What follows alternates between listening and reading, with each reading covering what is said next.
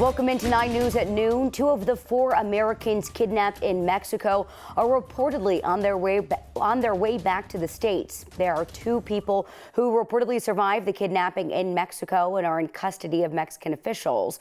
One of the survivors was injured while the other is said to be unharmed.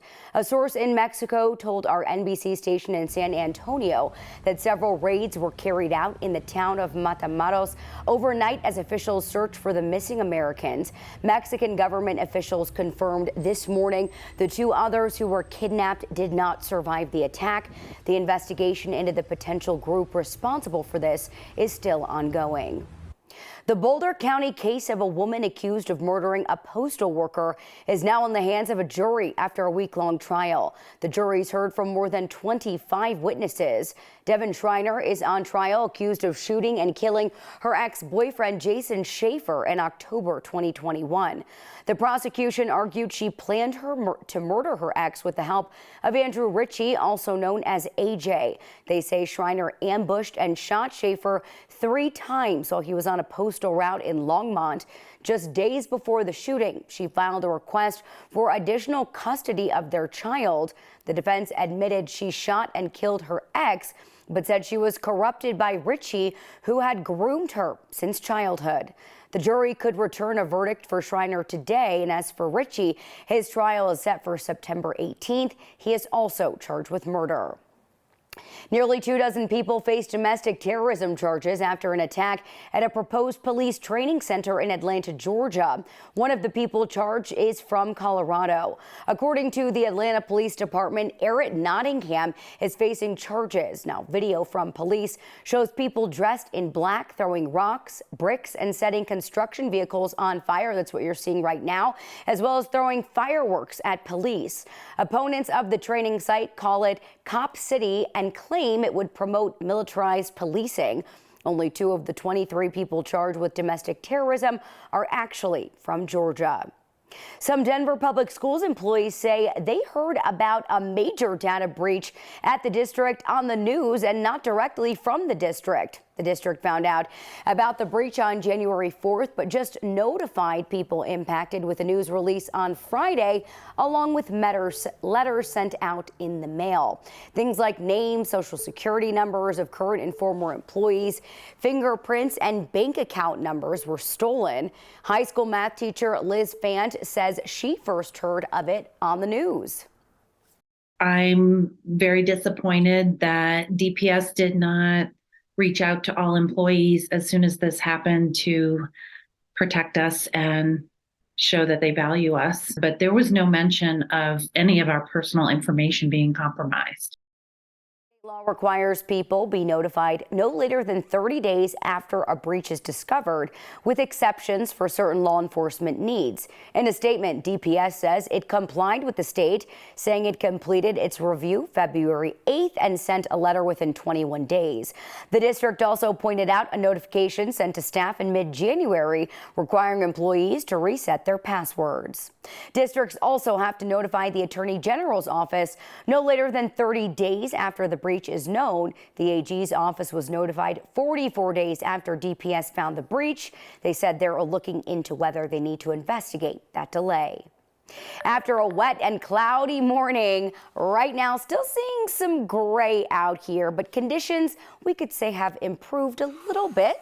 A little bit. Absolutely can. I know that winter weather advisory was lifted, what, about an hour ago or so? About an hour ago, 11 o'clock is when it expired. But still, roads are certainly slick, not only in Denver, but we still have a winter weather advisory out towards the Northeast Plains. So we're really still working through this system. Let's get a look at the forecast right now, as once again, we are expecting things to be a little bit better this afternoon. HD Doppler radar showing those skies beginning to clear out, but check out that ice storm that's out through Kansas right now.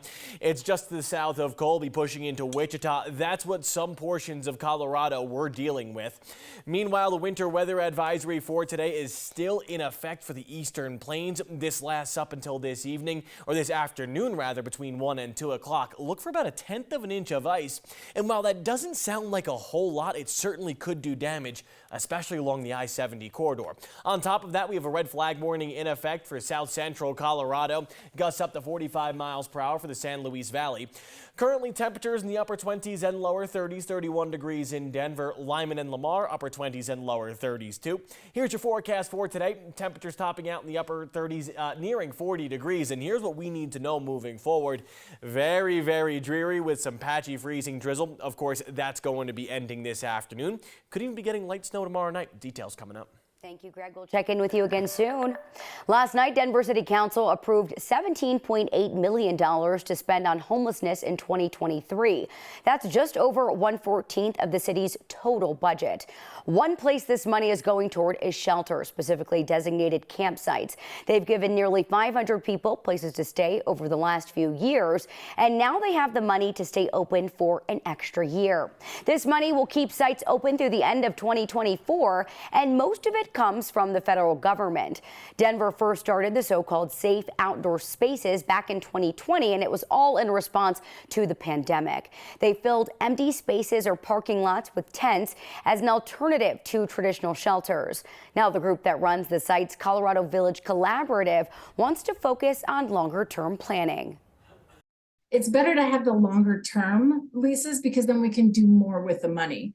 Obviously, the money that's included in the budget is also in part when we have to move. So obviously, with all the infrastructure that we have in place, we have electricity, we have management trailers, things like that. We have to move that each time we move locations, and so that can be costly. So we are looking at longer leases now. Since this started, 170 people have moved into permanent housing, and the sites have moved around a lot in total. There have been 8 different locations. Right now, 3 of them are still open. There's one near Bruce Randolph, one on Federal near the Barnum Rec Center, and one in Montbello. Next month, voters will get the final say about what happens to the Park Hill Golf Course. In the meantime, developers who want to build on it say that they made a new deal, that they think people who live nearby, it will help them. Some community nonprofits signed on to the deal. It includes things like affordable housing pledges and a provision to help neighbors afford increased property taxes that would theoretically slow down gentrification. Not everyone who lives by, though, is on board. One neighbor says she's worried the property tax help only lasts 4 years. This is the biggest issue facing our neighborhood for decades to come. The devil is in the details. So when you take it apart, I think it's illusory. This is one of those opportunities to allow people to stay in the neighborhood or return to the neighborhood and to have opportunities. Details are in the development. If voters approve this plan next month, some neighbors say they will challenge it in court. After a train derailment and fire spewed toxic chemicals around a town in Ohio, lawmakers in Colorado are getting worried about a proposed railroad project here. Democratic Senator Michael Bennet and Democratic Congressman Joe Neguse sent a letter to the Department of Agriculture this week asking to delay plans to carry oil on trains close to the Colorado River. The Uinta Basin Railway project would carry more than 4.5 billion gallons of crude oil per year on railroad tracks from Utah through Colorado and onto the Gulf Coast. The trains would pass through Grand Junction, Winter Park, and Denver, as well as the headwaters of the Colorado River. The lawmakers and environmental groups are worried about the risk of an oil spill in the river. The U.S. Forest Service has some say over the project since it crosses through a national forest. The lawmakers claim the Forest Service approved the plans based on a bad risk analysis, and they want the Biden administration to require a new review.